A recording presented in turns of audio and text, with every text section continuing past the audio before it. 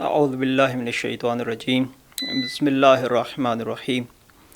ہمارے 8ویں امام علی ابن موسیٰ رضا کو رضا کیوں کہا جاتا ہے؟ اس لقب کے بارے میں 3 وجوہات بیان کی گئی ہیں۔ پہلی وجہ اس لیے کہ اللہ اور رسول آپ سے راضی ہیں، اس وجہ سے آپ کو رضا کہا جاتا ہے۔ اور دوسری وجہ آپ کے دوست بھی آپ سے راضی ہیں اور آپ کے دشمن بھی آپ سے راضی تھے، یہ وجہ بیان کی جاتی ہے۔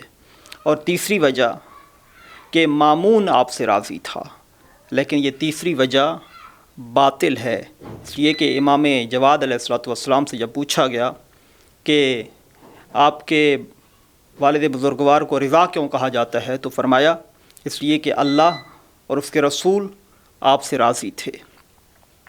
تو پوچھا گیا کہ یہ لقب تو پھر سب کے ساتھ خاص ہونا چاہیے کہ سارے ائمہ سے اللہ اور رسول راضی تھے۔